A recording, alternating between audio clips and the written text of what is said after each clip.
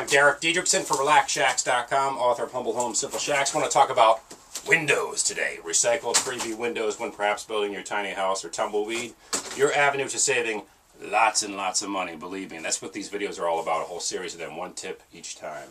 Behind me, as you can see, is a statically inserted position window that I found on the side of the street. This is a greenhouse I built for some clients that doubles as a writer's retreat when all these shelves are pulled out depending on the season.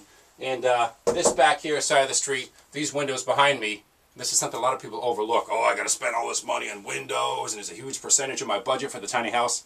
Forget about it. Save yourself a bunch of money. These windows back here, they're Andersons. They're 6 feet tall.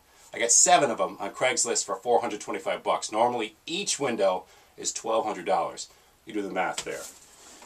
One thing I want to caution you, well, let me first start by saying, these windows, I don't go looking for them. I don't prowl around at night with a ski mask, driving around with my lights off looking for windows.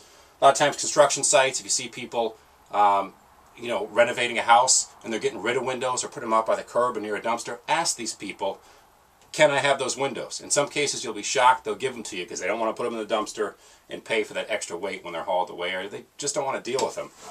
In a lot of other cases, you'll find them just by the sides of the road. This one is part 1 sash of 2 that was in a window set. And here's another option, as you can see behind me, like I showed you, for static windows, or if you put some stops in and some hinges, you can make them into swinging awning-style windows.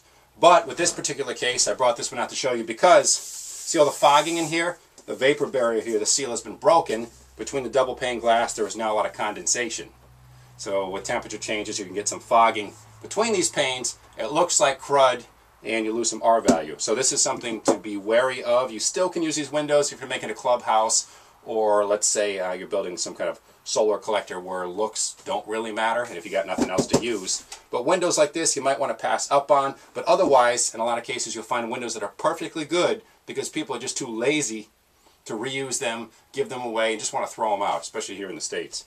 So my tip to you, if you're building your Tumbleweed tiny house, your shed, shack, shanty, hut, cabin in general, look for recycled windows. You will save a ton of money, and I mean a ton, on your project. Again, I'm Derek Diedrichson for RelaxShacks.com. In the book, Humble Homes, Simple Shacks, many of these tips from that book. Thanks for watching, and we'll be back next time with more tips.